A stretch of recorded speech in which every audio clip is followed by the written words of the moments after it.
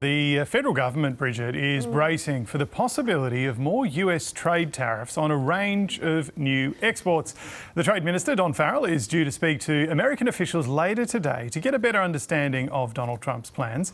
For more on this, we are joined now by US Democratic Congressman Joe Courtney. Congressman, good morning and thanks for joining News Breakfast. Good morning, James. You're known in Washington as a friend of Australia. Are you worried at all about the damage the existing steel and aluminium tariffs are going to do to the US-Australia relationship?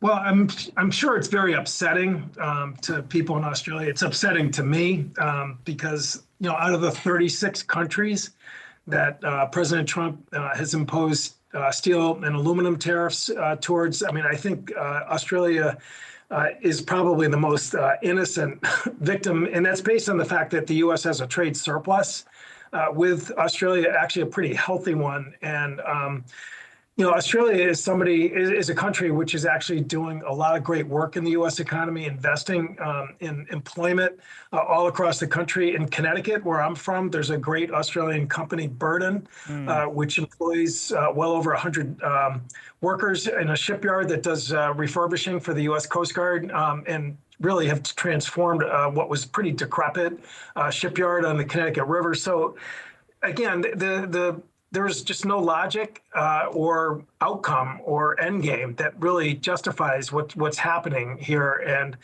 but I would say this is that no other country has been able to get an exemption. So I guess in some respects, people in Australia shouldn't feel like they're getting picked on or getting mistreated versus other strong allies like the UK and Canada or Mexico in terms of their treatment. It's all madness, in my opinion. Yeah, so there's speculation at the moment that more goods could face tariffs. The federal government is not retaliating with tit-for-tat tariffs here at this stage. Would you understand if it did and if the federal government came out and said, right, we're putting a range of retaliatory tariffs on the US? So look, I'm a strong friend of Australia, as you said. I kind of feel like I'm in enough bar fights as opposed to giving advice in terms of what the right approach is. Having said this, this thing is moving and changing so quickly. I was with the liquor importers earlier today who bring in French wine and Italian wine. President Trump threatened a 200% tariff on French goods and European goods because of the EU retaliation. Now the EU's lifted whiskey from their list of tariffs, so now they think it's going to be lesser or no tariffs in terms of imported wine from Europe. This guy who I was talking to, he's got product that's on board ships that's on its way to New York. And he has no idea, what the price is going to be when it lands there. And that uncertainty, which is definitely in the metal trades commodity companies that I also have in my district with a shipyard that imports a lot of steel and nickel from Canada, is playing out where they can't give a quote on a price that they can confirm after 24 hours. Usually they would give a 30-day window to a customer in terms of a quote. Now things are changing so fast that they can't even do that. So Australia, who knows? You could be in a different place tomorrow morning. The way things are unfolding, I think again the government's doing as much as they can to try and make their case to key officials, and hopefully it'll break through. The imposition of those initial tariffs has led to some calls here for a reconsideration of the AUKUS nuclear submarine plan. Can the United States under Donald Trump be relied on to still deliver nuclear submarines to Australia on time? So again, the first submarine is not going to be sold to Australia until 2032, which at least on the paper is after he's left office. And I think that there is still so much momentum that's going on in terms of joint training, part of which is happening in my district at the Groton submarine base. And again, it's happening in real time in Australia, in Perth and Guam and Hawaii. And there also, I think, is definitely a lot of good work that's being done in terms of the, bringing on Australian shipyard workers to start to skill up as part of AUKUS. This is a long game that, particularly in the submarine component, Pillar 1, that again, I think it's way premature for people to overreact in terms of the validity of AUKUS. I was in Melbourne actually 3 weeks ago, right around the time that China had that flotilla. Circumnavigating Australia there, and the strategic problem that's out there for countries like the UK, the US, and Australia, I think is still a far more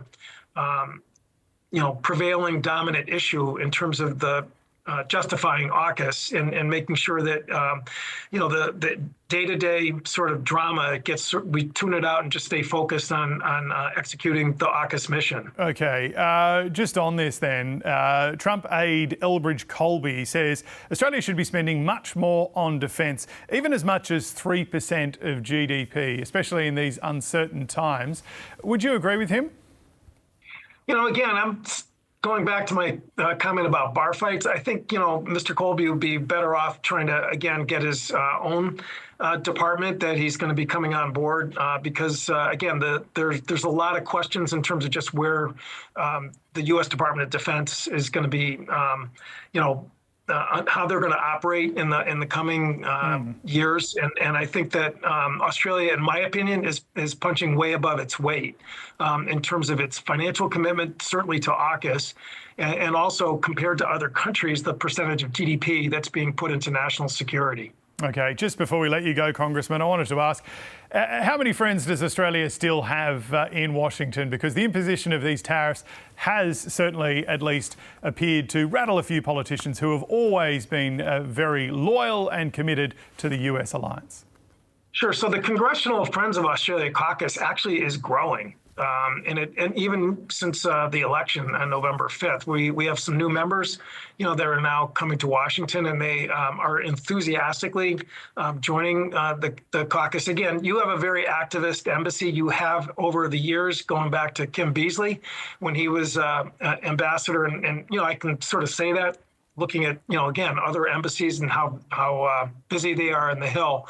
So again, I think, the strength, certainly in the legislative branch, which is a co-equal branch under the Constitution. Sometimes President Trump doesn't treat us that way, but certainly the feeling and the alliance, I think predominantly is very strong and very healthy.